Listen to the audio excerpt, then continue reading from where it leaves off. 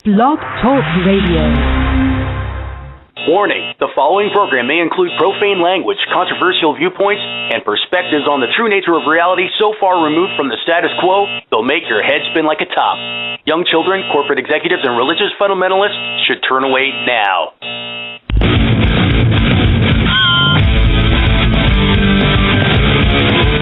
Hello, my sisters and brothers around planet Earth. I'm Tim Bravo, and I thank you for tuning in to Extraordinary Year T-minus 23 days until December 21st, 2012. I've titled tonight's episode, Do Not Be Afraid. Be Not Afraid.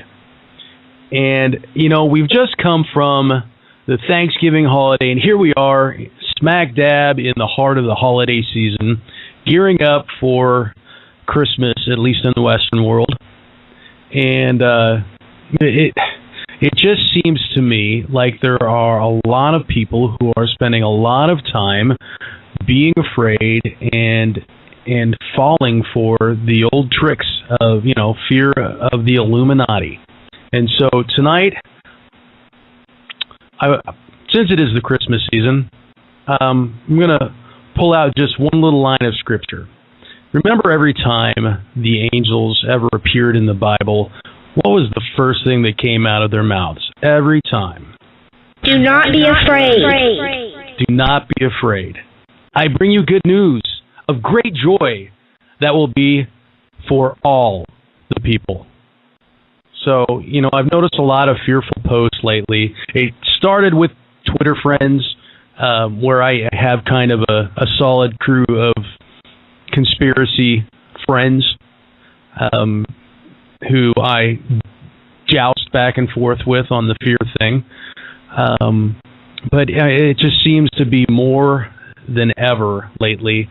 And it seems to also have spread to Facebook and even to the Extraordinary Year faithful.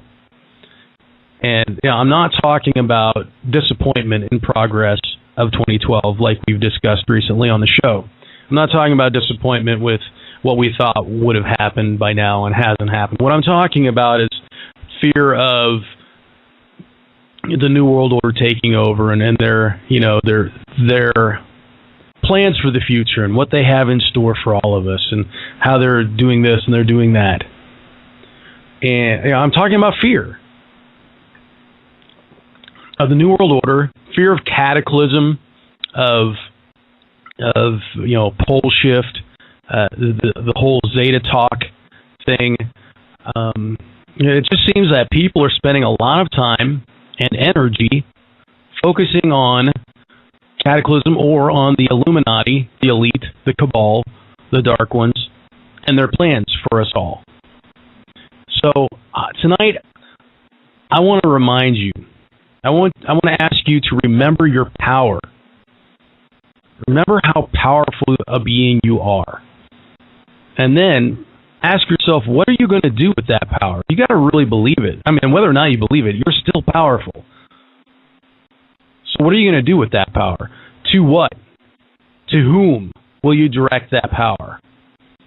Now, when we're talking about the Illuminati, you know, the powers that be, they control the world.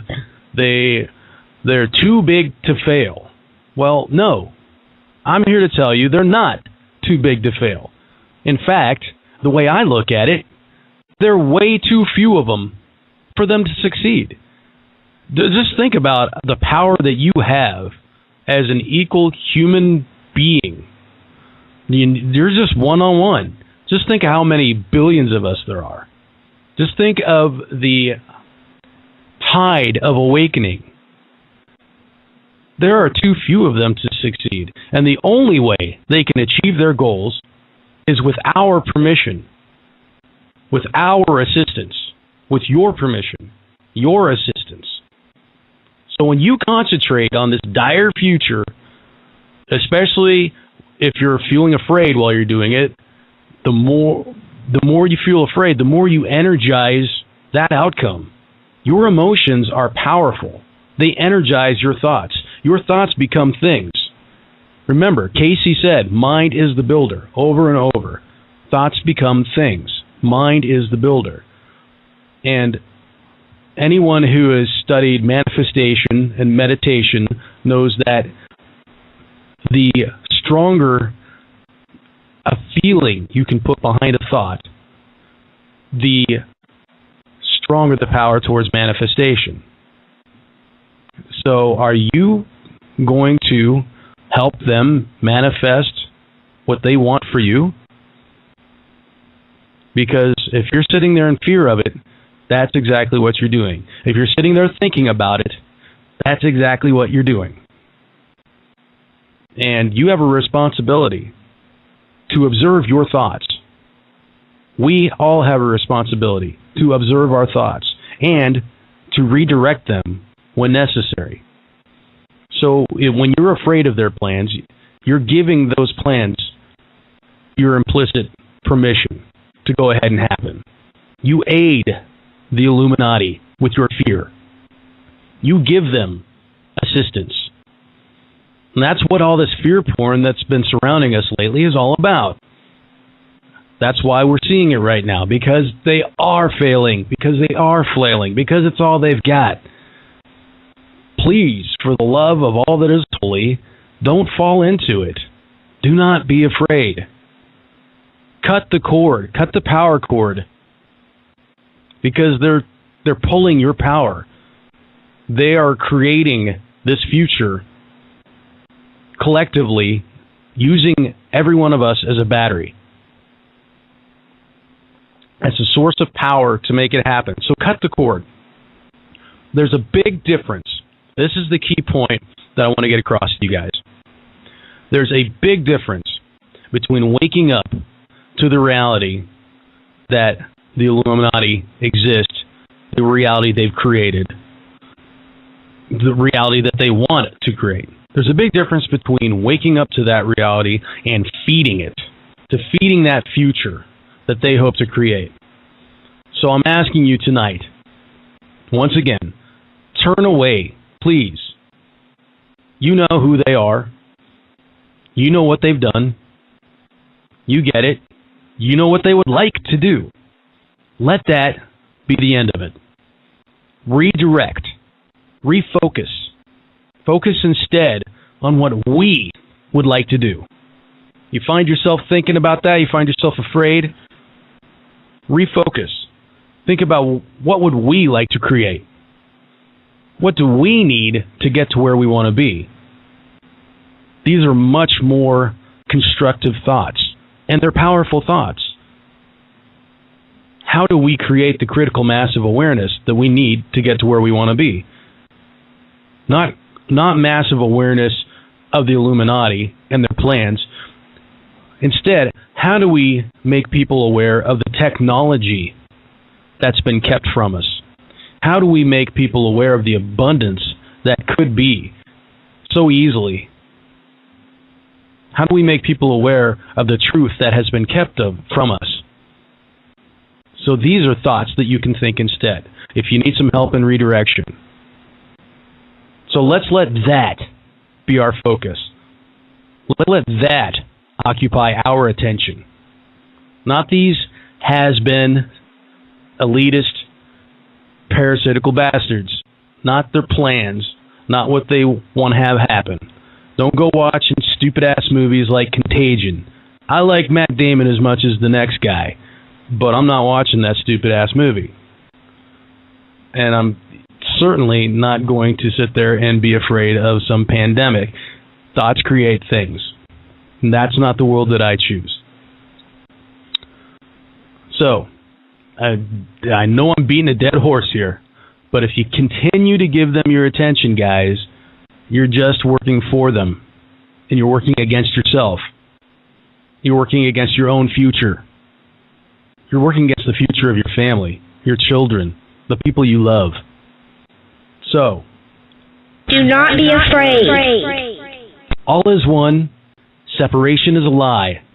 Our global spiritual evolution is coming. It is inevitable.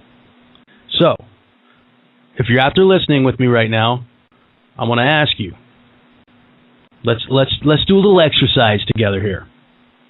Let's breathe in some peace. So I want everybody listening, And if you're listening to this on YouTube and it's the next day, it doesn't matter. It doesn't matter when you do it, but you guys who are out there listening with me right now, first I want you to smile. Okay, can you do that for me? Just smile, you know? And now let's breathe.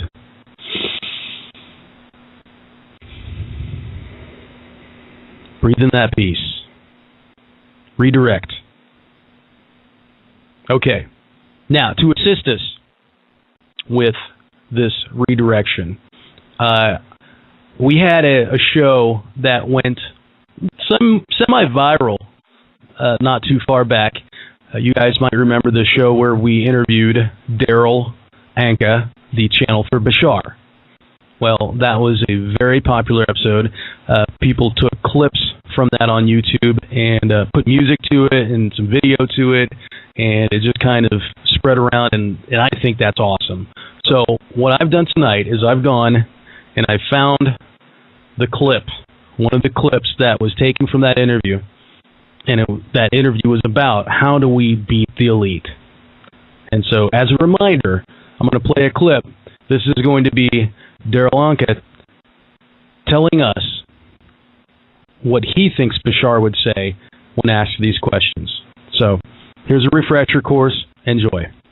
We spend a lot of time focusing on the powerful few people who run this planet and keep things for themselves, like the T3RB, and work to keep the rest of us slaving away, distracted, dumbed down, blocked from our awareness of our true power, our true nature. We call them the Illuminati, the World Order, the Dark Cabal, the Elite, etc. Yeah. What is our best defense against them? One thing, really, that people like that are actually able to control is information. And they don't actually have as much power as you might think. But what they've done is they have very cleverly used fear in people and the choice to focus on fear-based conspiracies in people to make it appear as if they actually have more power than they do. And therefore, they control the information that makes them seem so powerful that there's nothing we can do about it. The big secret is they're not as powerful as you think, but they're using every means in their disposal to control information to make themselves seem more powerful than they are. And when people fall into the fear-based conspiracy theories too far, they're actually one of the best assets that those people have, because those people are making them seem more powerful than they are by talking about how afraid they are of what these people are capable of doing, and they don't actually have that kind of power. That's the illusion. So what do we do? We focus on the things that are representative of what we prefer. We focus on systems that we prefer. We create the systems that we prefer to replace the systems that we don't. It's not about fighting against those people who are operating on a negative wavelength.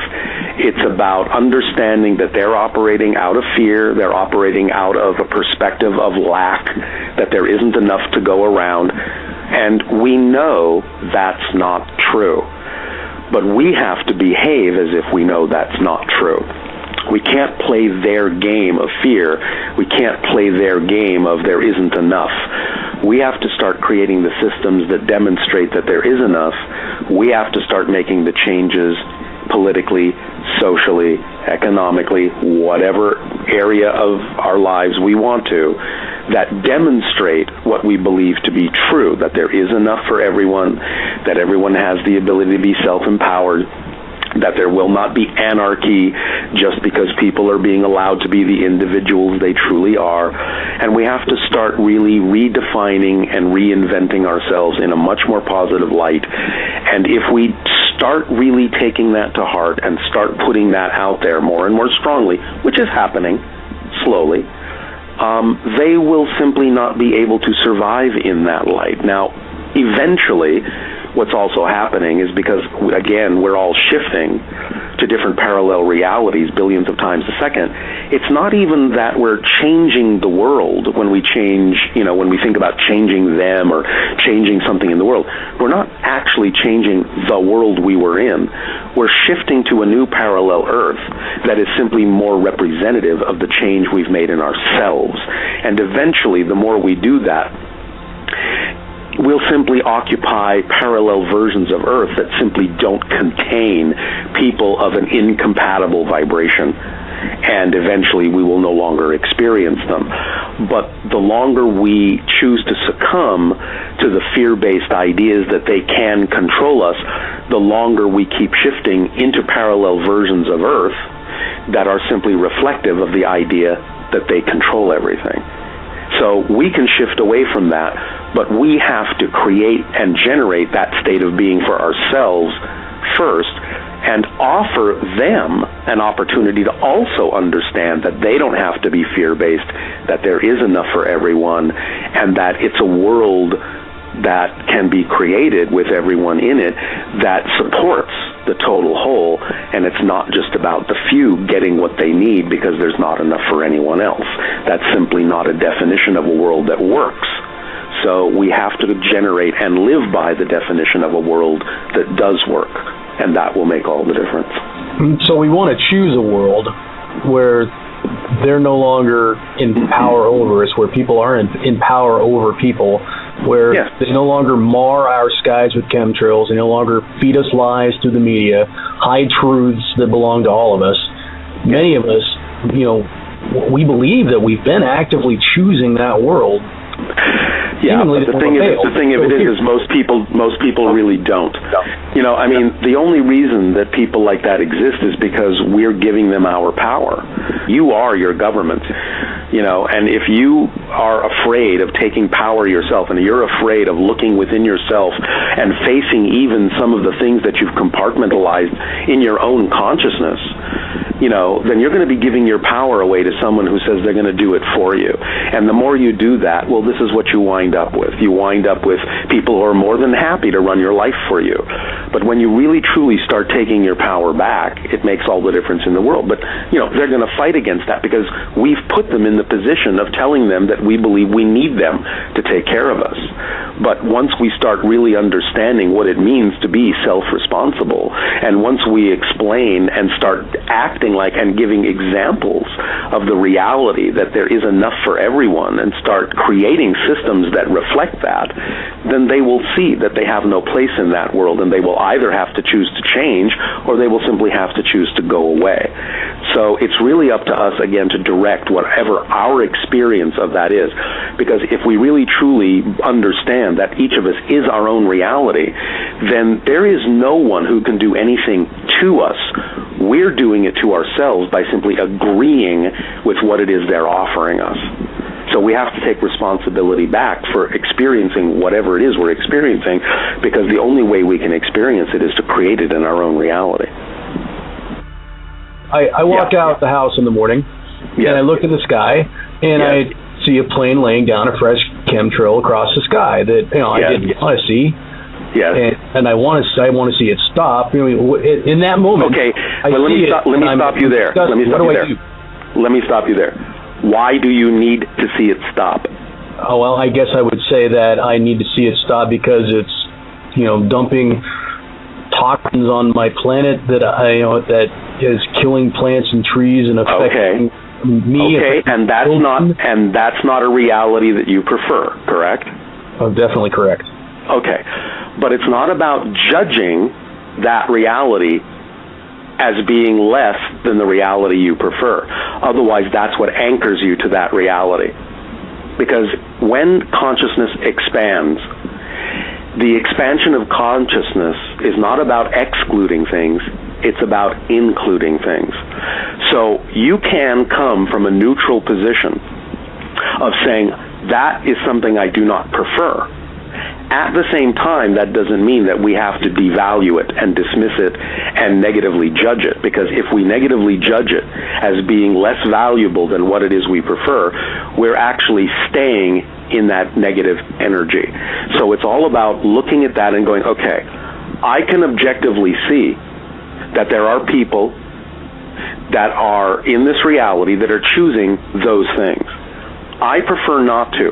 So the first step is to understand that since that is not the world I know I prefer, step number one is I know that no matter what it is I see other people doing, it doesn't affect me. It does not affect my world negatively. In fact, the only thing that will happen from anything I see anyone else doing is I'm going to get a positive benefit out of it. Now, the positive benefit might be bringing it to other people's attention that it's not necessarily beneficial for them either, and helping them understand how they may be able to take actions to make certain kinds of changes within themselves to not do those kinds of things. But nevertheless, it's not about falling under the fear that there is a negative effect in your reality, because there is no physical reality other than your definition of it. So when you define something in your reality as negative, you're only going to be able to get a negative effect from it. But if you define it as positive for you, even if you can objectively observe that someone else may be creating it for a negative reason, then you stay in your power, you're not negatively affected, and that gives you the power to go do something positive about that without feeling like you are a victim of it. You know, it is a conundrum for people who want to see those things change, and we concentrate on an outcome that we want that doesn't include those things, and we still continue to see these things. Right, but you see, this is exactly what I was talking about in terms of the idea of controlling information, because when a populace is taught to react to those things in a fear-based way, they are doing exactly what those people want them to do. Because when you react to something in a fear-based way, it disempowers you from doing anything about it. When a populace is taught to react to those things in a fear-based way, they are doing exactly what those people want them to do. Because when you react to something in a fear-based way, it disempowers you from doing anything about it. Well, I hope that the point has been driven home sufficiently now. Do not be afraid. When you do that, you help them. Empower yourself. So, to that end, now that I've gone on that rant for long enough, now the news. Let's move on to stuff that's been going on lately. And I'm going to start with a story that I think is a case in point as far as standing up to the New World Order, the Illuminati, the elite, etc. There is a school in San Antonio, Texas, that has instituted IDs with RFID tags in them. Basically, identity tags where people are marked and have to wear these things on them, keep them on them so that they can be tracked, tracking IDs. Well, there was one student who refused and was threatened with expulsion, and she stood up to the man in this case. And this could be a perfect test case for how to do it on the next level up. Let's remember everything is fractal. So I'm going to read you a bit from this story about how this judge has actually stopped the expulsion of this student who refused. Her name is Andrea Hernandez. She was told she'd be expelled from John Jay High School Science and Engineering Academy in San Antonio starting next week if she insists any further on disobeying a new policy that requires students to wear ID badges equipped with tiny radio frequency identification chips. Now, attorneys with the Rutherford Institute say Hernandez has been granted a temporary restraining order that will prohibit the Northside Independent School District from relocating the student to another facility. Quote, the court's willingness to grant a temporary restraining order is a good first step, but there is still a long way to go, not just in this case, but dealing with the mindset in general that everyone needs to be monitored and controlled, Rutherford Institute President John Whitehead said in a statement. Regimes in the past have always started with the schools, where they develop a compliant citizenry. These student locator programs are ultimately aimed at getting students used to living in a total surveillance state, where there will be no privacy, and wherever you go and whatever you text or email will be watched by the government. Starting in September, students at John Jay and one other area school were asked to wear ID badges that broadcast their location so educators can keep more accurate attendance records and, ideally, be provided with more funding. Hernandez refused to cooperate right off the bat, however, a maneuver that she said landed her in hot water with educators almost immediately. I had a teacher tell me I would not be allowed to vote because I did not have the proper voter ID. I had my old student ID card, which they originally told us would be good for the entire 4 years we were in school. He said I needed the new ID and the chip in order to vote. Can you believe that? Earlier this month, the parents of John Jay students were told that pupils were required to carry the badges and that Hernandez would be expelled starting November 26th if she continues to protest. There is something fundamentally disturbing about this school district's insistence on steamrolling students into complying with programs that have nothing whatsoever to do with academic priorities and everything to do with fattening school coffers, Whitehead said after the school issued their warning. By virtue of the First Amendment, students in our society are at liberty to conscientiously choose which governmental programs they will support and which they will oppose. It's a sad day in America when student officials deny someone an education simply because she stands up for what she believes in. So this is where we are, and I really think this article points out the bigger picture here. The fact that this isn't just about a school district in San Antonio, Texas. This is about a culture. This is about the future. This is about an attempt to get people just used to this sort of thing, and the fact that people aren't having it. And the student isn't the only one not having it in this case. Anonymous seems to have taken this case to heart and have hacked the district website, and they took it down with an email sent to administrators telling them why they did it. So I'm going to guess the website is back up, but the point is this story has gotten out, and Anonymous took it on, and if people can, if government continues to try to do these things, we're going to continue to not have any of it. We're going to choose differently. We're going to be in our power. We are powerful. We are sovereign individuals who have the right to choose, and we're going to institute our rights. We're going to demand them, and we're not going to give them up. We're not going to comply just because we were told we have to. We don't have to. And so I think this is a beautiful, beautiful portrait of how things can go instead of how people are afraid things will go. And when you find yourself in a situation like this, guess what? You are that powerful. You're just as gutsy as this high school girl, down deep, even if you don't believe you are. Every one of us has the ability to say no. Nonviolent noncompliance. It works. It worked for Gandhi. It worked for Martin Luther King Jr. It will work for all of us.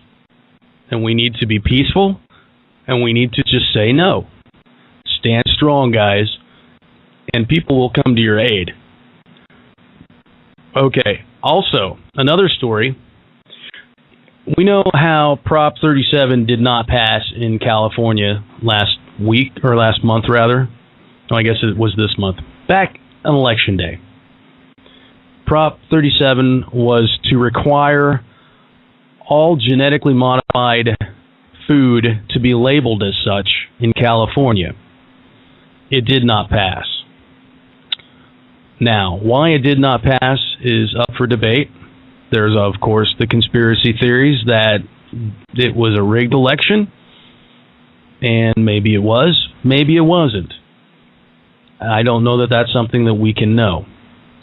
But what we can know is that the big farm companies, the big ag companies, the big seed manufacturers, Monsanto, DuPont, etc., all their ilk, poured a lot of money into that election to try to convince people that it was not in their best interest to know what's in their fucking food.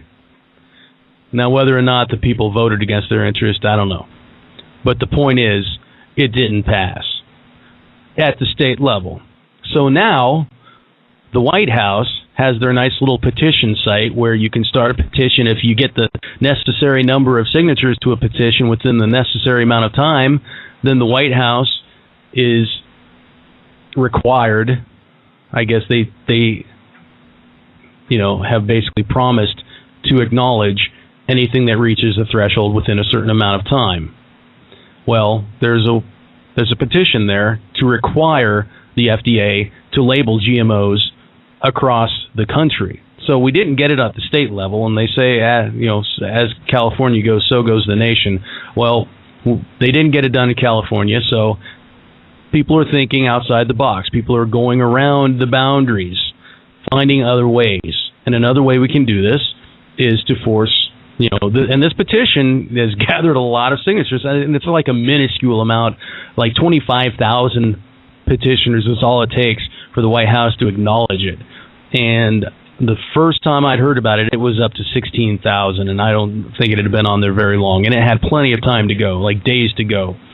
I'm confident that this will pass, but if you would like to lend your voice to this effort and maybe make it a very loud clarion call that the White House couldn't possibly ignore, then I encourage you to go to our Facebook page, facebook.com/extraordinaryyear, and find that petition and sign it.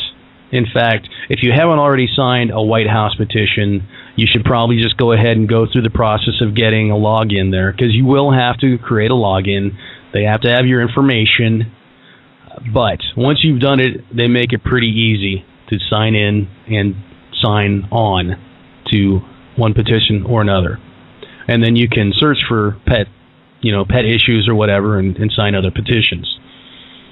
For instance, one of the other petitions that's on there right now is to have the United States actually acknowledge the fact that they got this technology from the Keshe Foundation and to do something with it.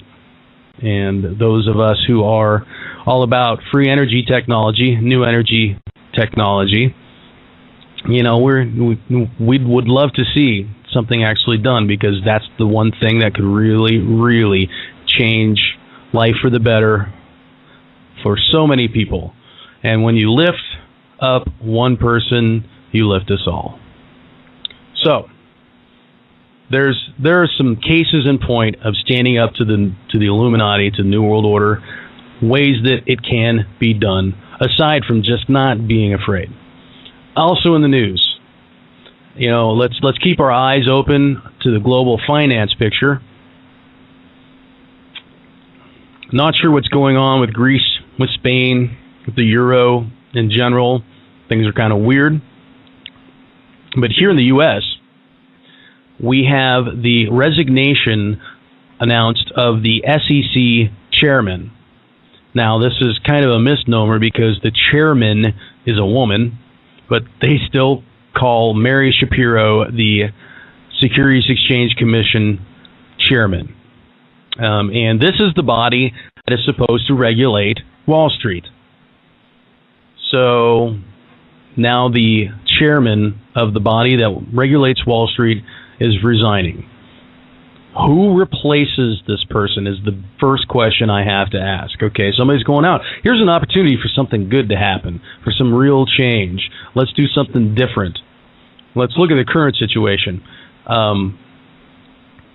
She's a Wall Street insider. She was appointed by Obama Tell you what, let's look at the incoming person. The incoming person is also a woman, also named Mary. Her name's Mary Miller. But we're talking about a woman who is formerly with T. Rowe Price. She's a banking insider. Now, bear in mind, the SEC is the body that regulates Wall Street, that regulates the exchange, the NASDAQ, and all the different stocks and bonds trading. So we've got banker insiders regulating the banks still. And it looks like the incoming person will be of the same ilk. So not much change there. So eyes open. This person, she is currently working in the Treasury Department, which is run by Timothy Geithner, former head of the New York Fed Central Bank. Big old banksters. Still going to call her chairman, even though she's a woman. We couldn't change some stuff and get some gender equality going. We couldn't get a non-banking insider in the SEC and get with the times. But there is a change. I guess there's opportunity for positive change, even still. But I just ask you guys, keep your eyes open on that stuff and don't just be fooled.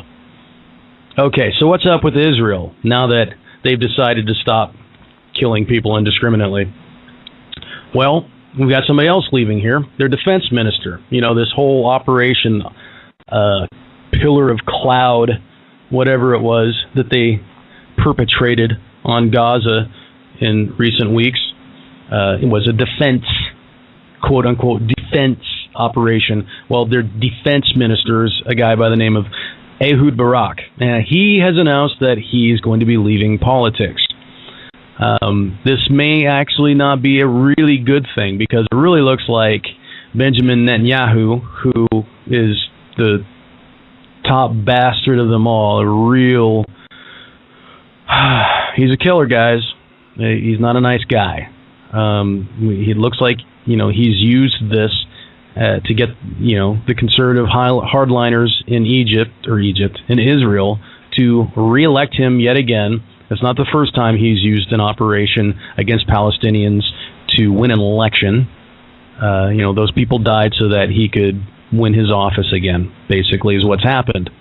And Ehud Barak was a kind of lone voice of reason. He was a moderate.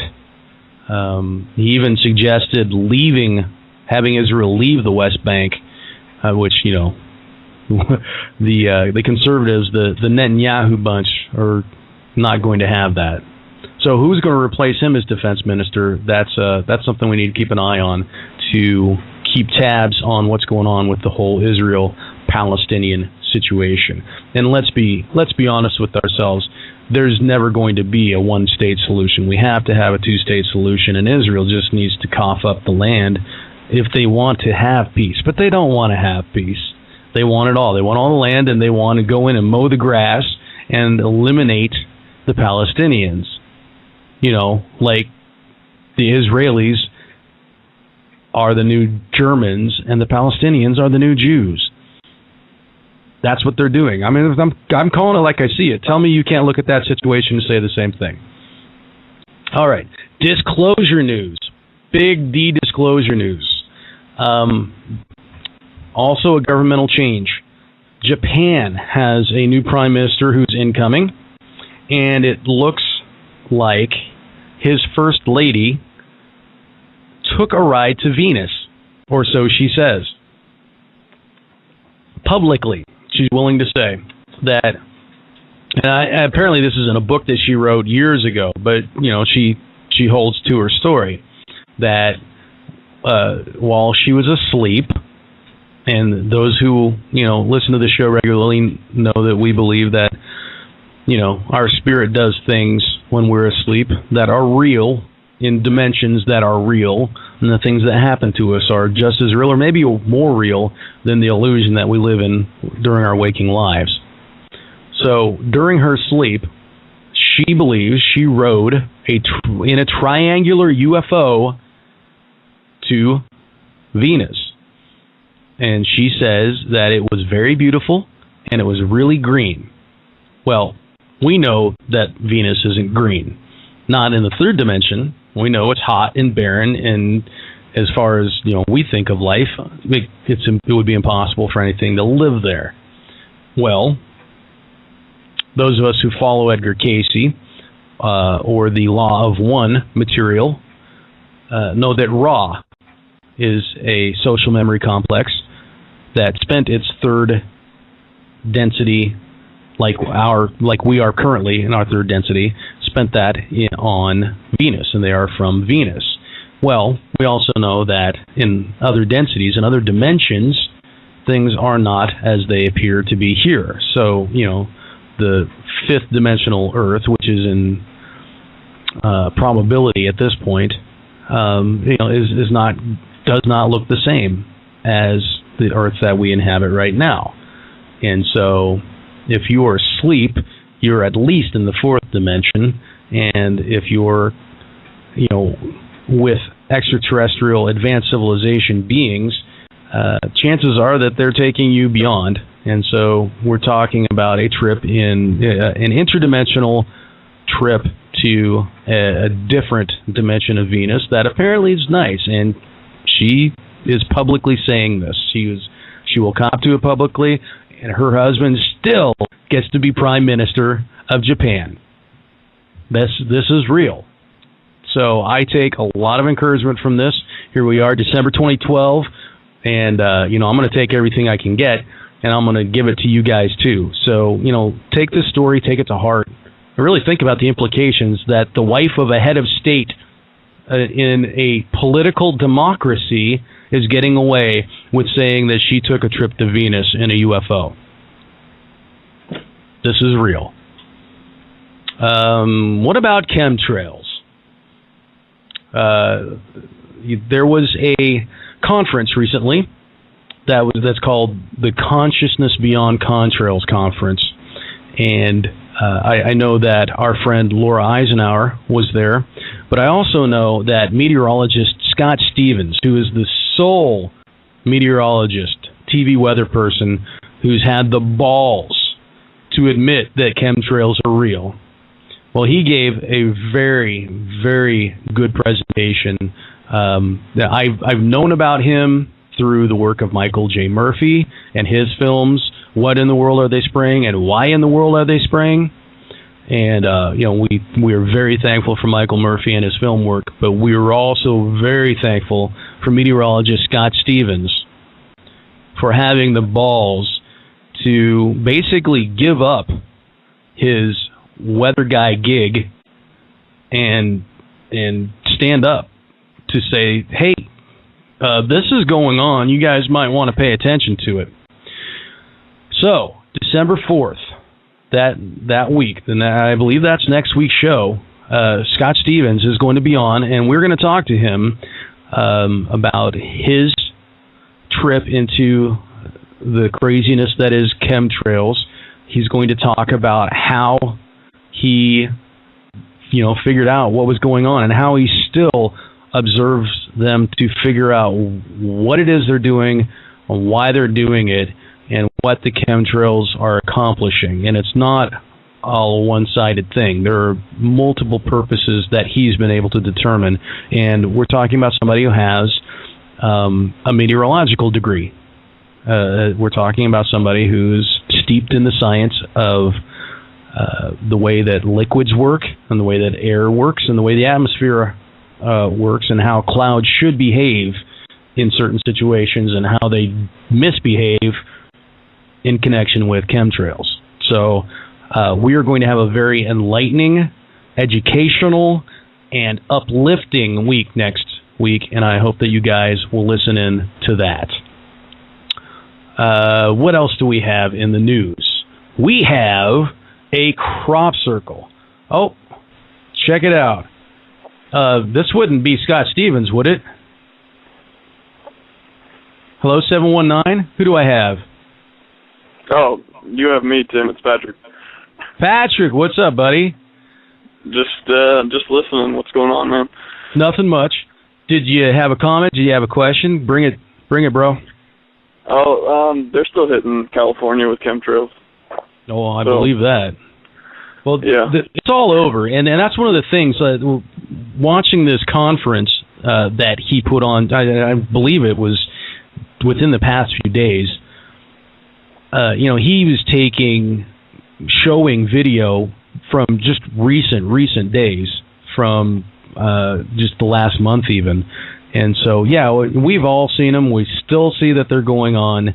And one of the most interesting things about what he showed was not just low-level planes, spraying what appear to be, persistent contrails at altitudes where ice wouldn't even freeze, and obviously aren't ice.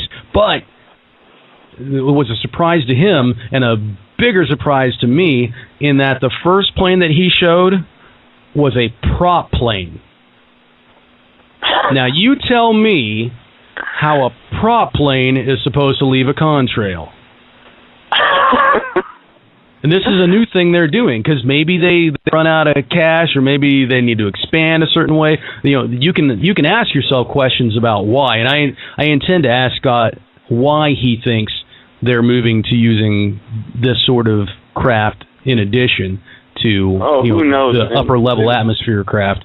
But the fact that there's a prop plane making a drone, a noise as it passes overhead, it can only go so high, and it doesn't have a jet engine to create a contrail, and it's not high enough to create a contrail. It's a freaking prop plane leaving a trail. So, people, wake the fuck up. And seriously, how are you gonna deny that something's going on when you got a freaking prop plane passing overhead, leaving a contrail? Well, it's cognitive dissonance 101. I mean, literally, we could have worldwide mass landings, and people would still deny it. Yeah. You know what I mean? A lot of people's consciousness it's kind of like a bear sleeping, and your radio show and people that you can call them light workers or whatever, they kind of poke that consciousness, that bear, with a stick, and usually they just go back to sleep. So that's why I used to really focus on waking people up, and instead I've sort of switched gears and have just been working on myself, because through unity, every human being and life is connected. And if you're healing yourself, you're working on everybody. That is so true. That's an excellent way to look at it. I mean, I would still, I would apply the two-prong approach. Go ahead and work on yourself, and keep poking people every once in a while. Oh, yeah. Let's look at it this way. Out of every 100 that you poke, you might get one or two, and then think of the exponential nature of that unity that you just talked about. So, yeah, that's beautiful. Yeah, keep that up. That's awesome. So, did you hear about this crop circle in Australia? No, I didn't. Yeah, that was what I was wanting to get to next. I've never personally heard of a crop circle in the land of Oz, but there has been recently. I subscribe to a channel that updates the latest crop circles when there are images to bring in, and so they don't get a lot of views, and I don't think a lot of people know about them. So one of the things I want to do is, that's out of the ordinary. We got crop circles in England all the time. Okay, yeah, the U.S. every once in a while, but Australia, I've never heard of it. So I just want people to be aware that, okay, so that happened, and here we are, December 2012. I think we just got to be eyes open, and it's also probably the best time to keep working on yourself, working on our own spirituality, our own readiness for enlightenment, however somebody wants to look at it. Yeah, and there's no one right path. Whatever anybody is doing for themselves is probably what they should be doing. Yeah, as many paths as there are people. Right. I mean, we're all here to learn, and I don't think there's just one way. Also in the news, free energy. This is one of those things that I'm always harping on, because it is my firm belief that if the technologies that humans have developed in the last century were allowed to come forth, it would change life for everyone on this planet. It would make life better for everyone. We'd be able to use it to make life affordable, to make life abundant. Nobody would have need, and if you don't have need, you don't have control. Evil. You don't have evil. You don't. If people, let's think about the source of evil. It's I don't have this, you have it, I'm going to take it. That's like, to me, the source of it. So if Michael I don't need... Sorry, go ahead. No, go for it. Michael Tellinger, I'm not sure if you're familiar with him. He has this great philosophy, and he's from South Africa, and he's coming together with this party called Ubuntu, which is contributionism, where they eradicate money, which eradicates the need for stuff, and everybody in the community, local, like, sort of tribes, you could call them cities or whatever, but they all do their part, whatever their God-given talent is or skills that they've acquired, and contribute to the whole, not the world, just their society, because it's hard to do things on a global scale in a small community. Start small. But, if Jason Brevelli's got that awesome, suppressed technology information, he has people that can build crazy technology. This stuff is out there for people to start, building themselves. And if you have the time and the means to do so, absolutely do it. And, you start these small little, all it takes is one sort of blueprint to start one community like that, and it just will blow up, and you no longer will need money. Places that aren't able to grow crops as well, if there's free energy, you can grow them inside, even in the winter. Well, yeah, you know what? If we don't need oil, then what do we do with all the oil pipelines? Well, hell, let's just send water around. I mean, really, if we thought about it, and if we as a civilization decided to do something, I mean, hell, if we can send a man to the moon in 5 years, we can figure out how to irrigate the fucking desert. Right. We just have to decide that that's what we want to do. Or grow crops in areas that never, you would never have thought could grow crops. Especially if you're using magnetic resonance, you can grow crops at like time-lapse speed.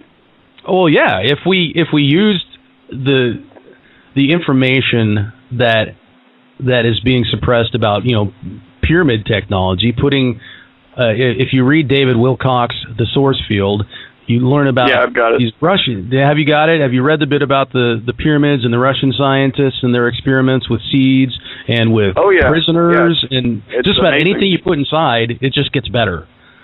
Right. And I mean, look at the pyramids all over the world. They're built there for a reason.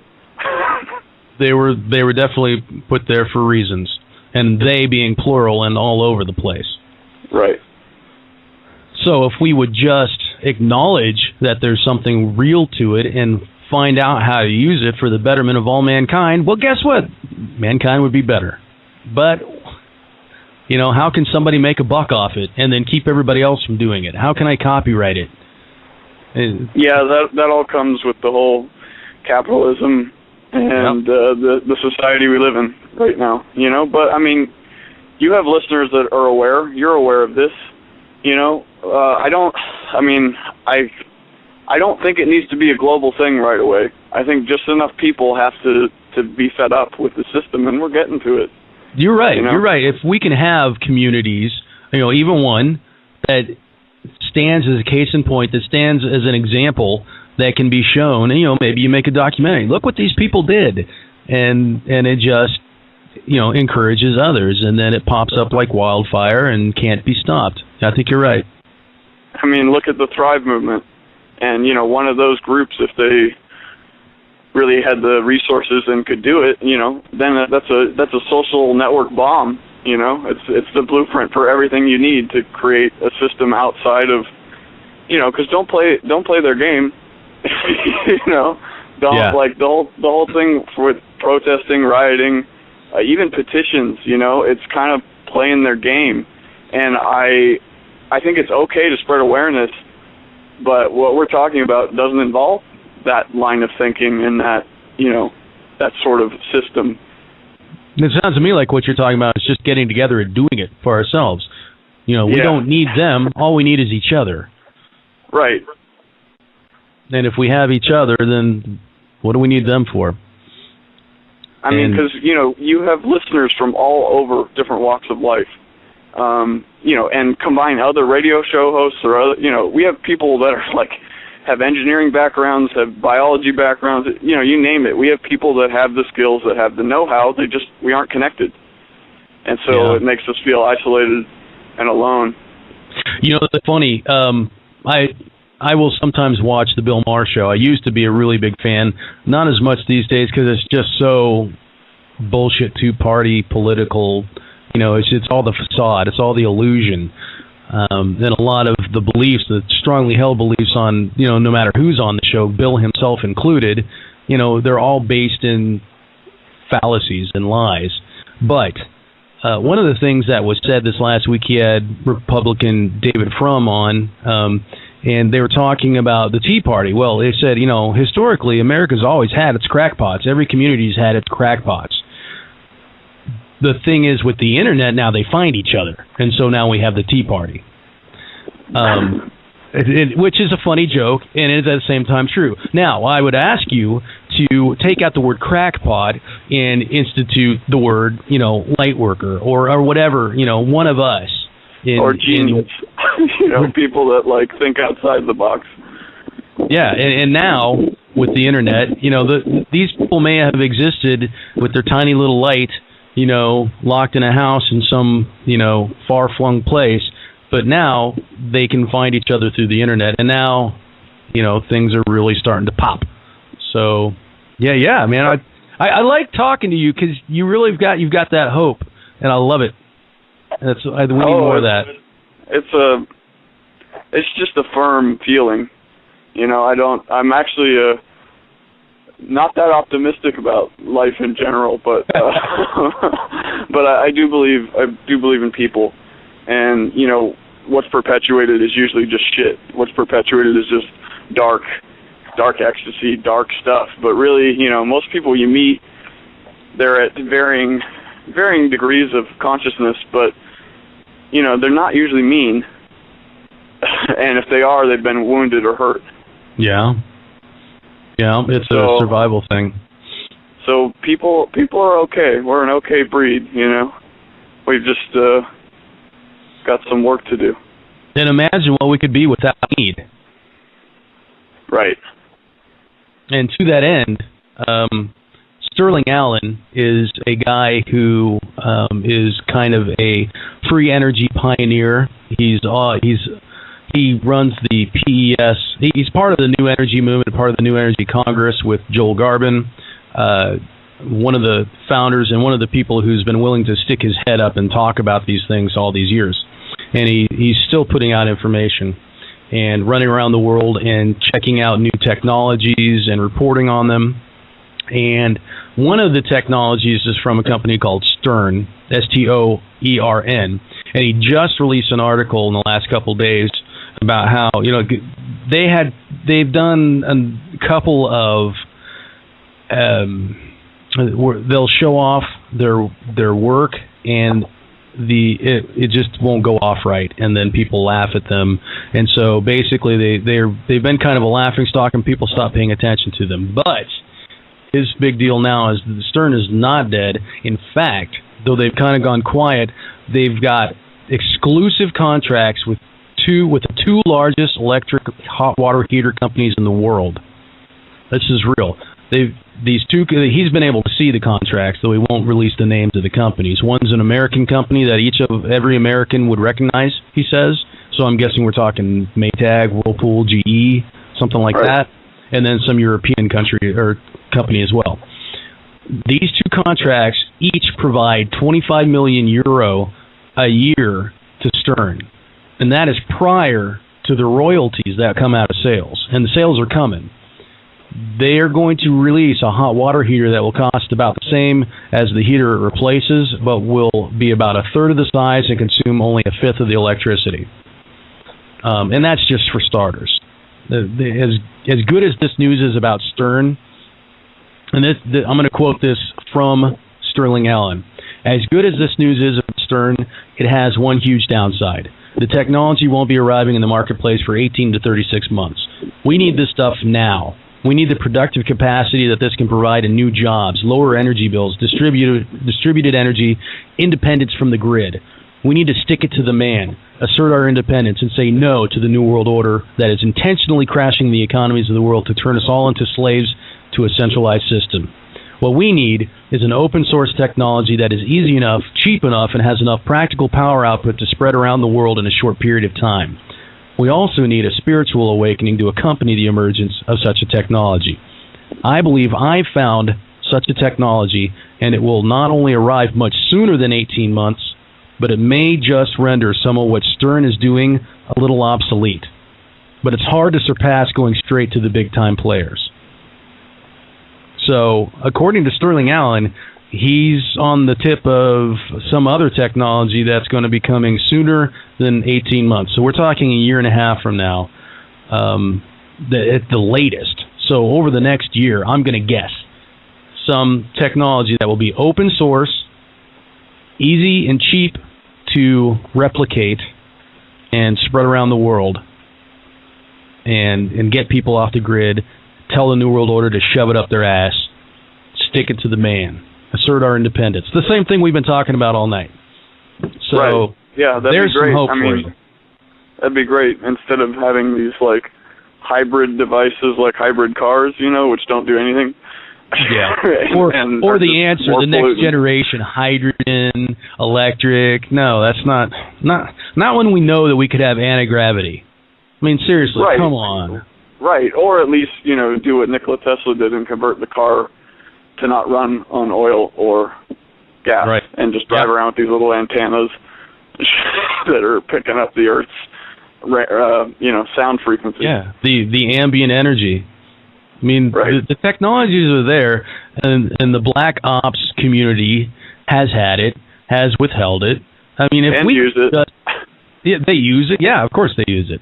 And if we could just get that to everybody, to everyday use, well, everybody's bills would get a lot less lower. Everybody's lives would get a lot easier, a lot safer.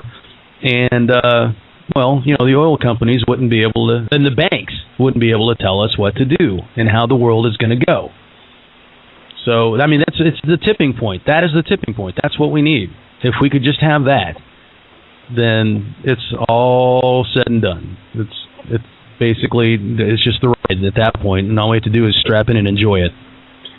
Right, and I think it more reaffirms that, we got to be putting this out there, making it. We can't wait around for daddy government or somebody to do it for us, because they won't. No, and Joel Garbin, I talked with Joel Garbin a few weeks ago, and he says, one, the suppression of the technology is getting relaxed. And two, there's reason to be hopeful that these technologies are going to be out in front of us soonish. So you're right. We need it. We need to get out there. We don't need to wait. And as soon as, every day I have a paper that comes out called the New Energy Report, and it automatically populates with stories from around the web about this stuff.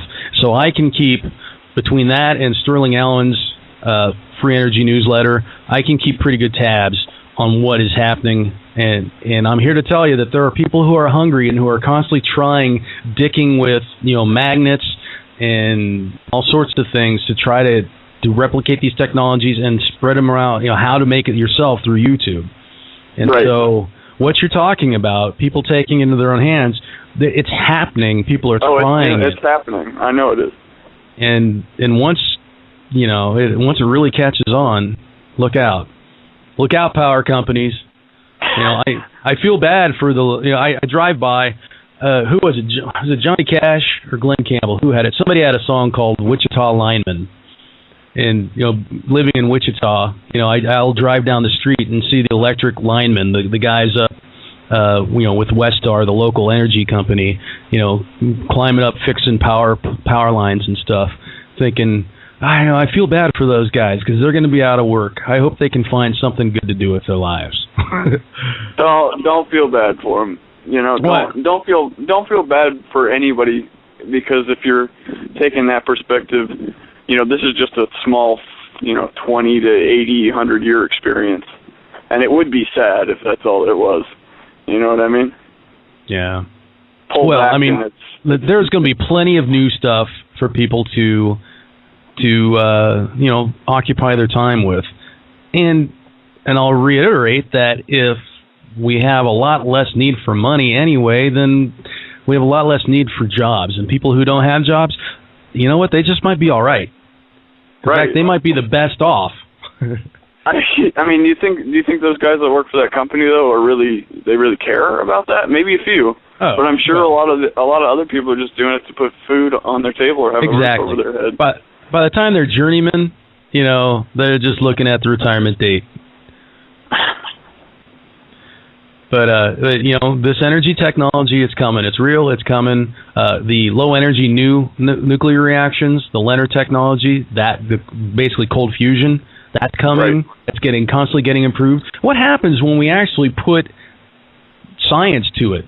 What happens when we look at it scientifically and actually put money into research on this stuff instead of putting money into suppressing killing people and into taking away the laboratories that are actually working on this stuff? Yeah, even killing.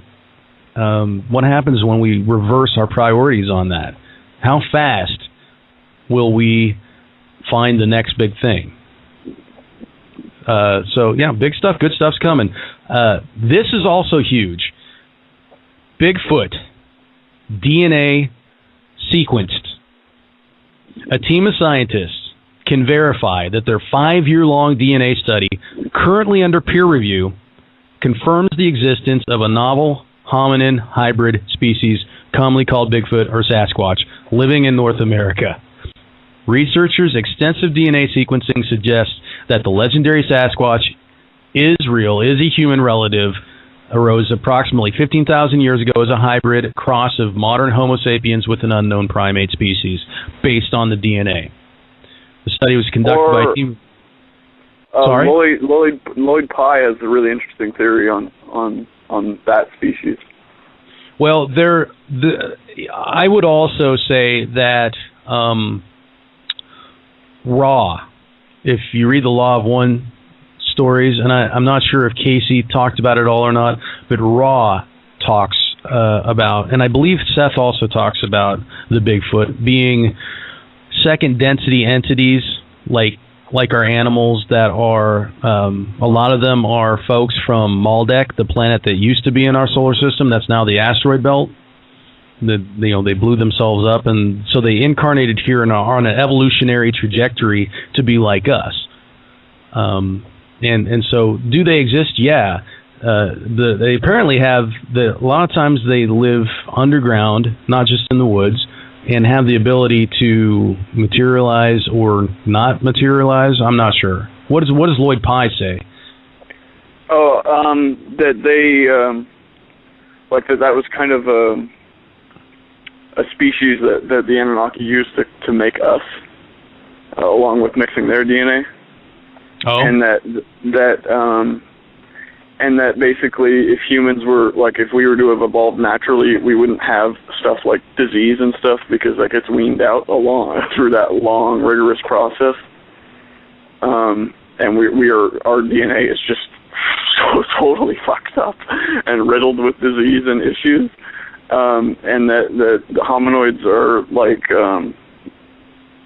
just a separate culture, and they dwell in the deep, crazy forest that a lot of our nation has, and they're just a removed group. I have to go back into it because I saw it a few years back.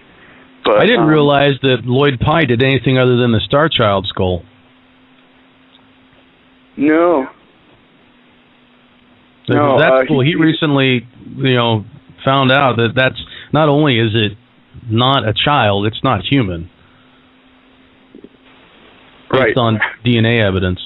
I mean, aside from, just looking at the fact that the cranium size and the way that it's all shaped and everything is not human, and the bone itself is stronger and, has these fibers that go through it that no human bone has, But getting off the topic, look, people, Bigfoot is real, according to some scientists in Texas, of all places. conducted by a team of geneticists, forensics, imaging, pathology experts, led by Dr. Melba S. Ketchum in Nacogdoches.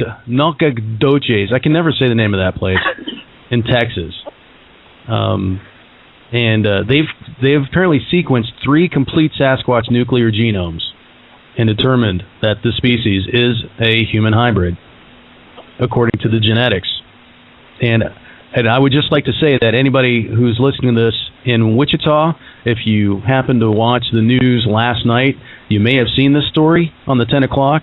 And I would like to say that I was instrumental in that happening because I happened to talk to that show's producer, and he's a Bigfoot fanatic himself, and so we got it past the censors and got it onto the news show last night. So that's a little bit of truth going out in the local market. Good work. Keep it up. Thanks, man. Thanks. So yeah, we've kind of run a little long here. It's been nice to have you to talk to, Patrick. But I just want to leave people feeling positive. I want to leave you guys on the up. If the fact that Bigfoot's been corroborated with DNA doesn't do it, or that the Japanese Prime Minister's wife, the First Lady of Japan, is talking about her trip to Venus in a UFO, or the coming free energy, I'm not sure what you guys need to be happy, but this ought to do it. If you go to the Facebook page, we've got, you might have to scroll down now, but there's a video there called Shocking, and just watch it. It's footage from closed circuit TVs, security cameras all over the world, of people helping people, of people just being crazy and funny and helpful and compassionate and taking risks for other people, and it will leave you feeling good. I guarantee it. You'll feel good if you go watch that video. So yeah, that's pretty awesome. Did you see it? Yeah, I did. Yeah, I want people to go check that out. In fact, if you're listening to this on YouTube, I'm gonna put a link to it on the YouTube in the description. So go check it out. And we're gonna end the show on that high note. So Facebook.com/extraordinaryyear. Go like us there, and follow me on Twitter at Tim Bravo. And that's going to be it for us, this little episode of Extraordinary Year, 23 days before December 21st, 2012. Now remember, keep your ear to the ground, hold on tight, kids, and do not be afraid. This is an extraordinary year. Peace is on its way. Namaste. Namaste, Patrick. Thanks, Tim. Take care.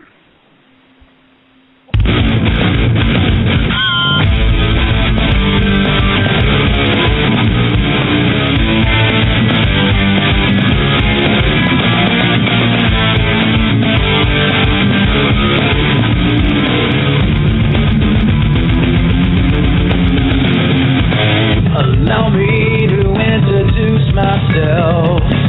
My name is Bravo. I'll be in Chicago.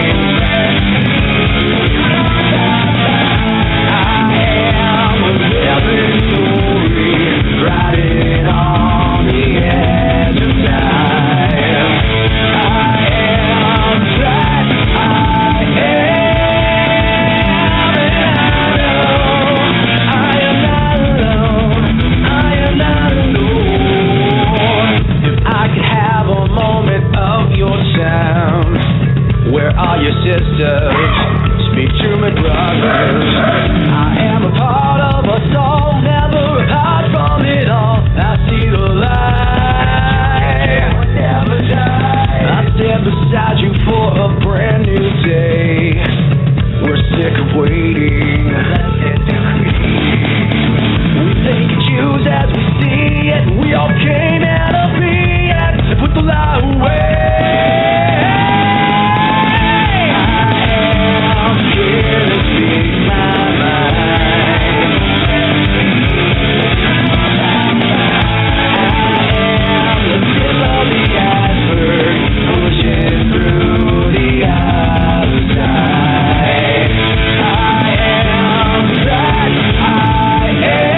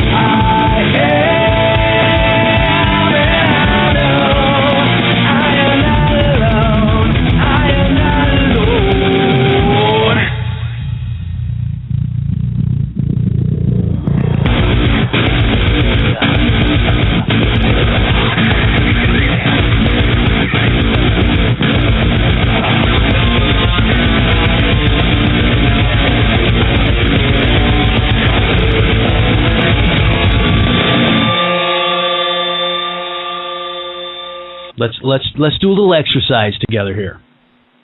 Let's breathe in some peace. So I want everybody listening, and if you're listening to this on YouTube and it's the next day, it doesn't matter. It doesn't matter when you do it, but you guys who are out there listening with me right now, first I want you to smile.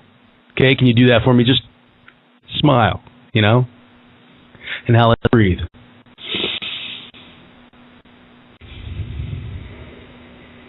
Breathe in that peace. Redirect. Okay. Now, to assist us with this redirection, we had a show that went semi-viral not too far back. You guys might remember the show where we interviewed Daryl Anka, the channel for Bashar. Well, that was a very popular episode. People took clips from that on YouTube and put music to it and some video to it, and it just kind of spread around, and I think that's awesome. So what I've done tonight is I've gone and I found the clip, one of the clips that was taken from that interview, and that interview was about how do we beat the elite. And so as a reminder, I'm going to play a clip. This is going to be Daryl Anka telling us what he thinks Bashar would say when asked these questions. So here's a refresher course. Enjoy. We spend a lot of time focusing on the powerful few people who run this planet and keep things for themselves, like the T3RB, and work to keep the rest of us slaving away, distracted, dumbed down, blocked from our awareness of our true power, our true nature. We call them the Illuminati, the World Order, the Dark Cabal, the Elite, etc. Yeah. What is our best defense against them? One thing, really, that people like that are actually able to control is information. And they don't actually have as much power as you might think. But what they've done is they have very cleverly used... Thoughts become things. Mind is the builder. And anyone who has studied manifestation and meditation knows that the stronger a feeling you can put behind a thought, the stronger the power towards manifestation. So are you going to help them manifest what they want for you? Because if you're sitting there in fear of it, that's exactly what you're doing. If you're sitting there thinking about it, that's exactly what you're doing. And you have a responsibility to observe your thoughts.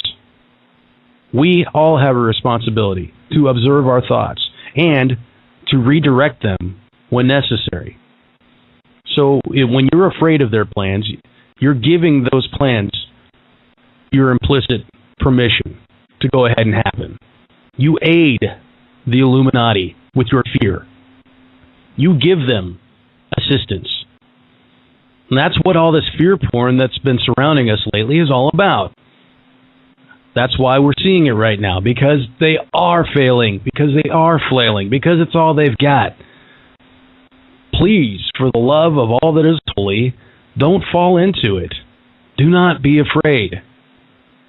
Cut the cord, cut the power cord, because they're pulling your power. They are creating this future collectively, using every one of us as a battery, as a source of power to make it happen. So cut the cord. There's a big difference. This is the key point that I want to get across to you guys. There's a big difference between waking up to the reality that the Illuminati exist, the reality they've created, the reality that they want to create. There's a big difference between waking up to that reality and feeding it, to feeding that future that they hope to create. So I'm asking you tonight, once again, turn away, please. You know who they are. You know what they've done. Blog Talk Radio. Warning, the following program may include profane language, controversial viewpoints, and perspectives on the true nature of reality so far removed from the status quo, they'll make your head spin like a top. Young children, corporate executives, and religious fundamentalists should turn away now.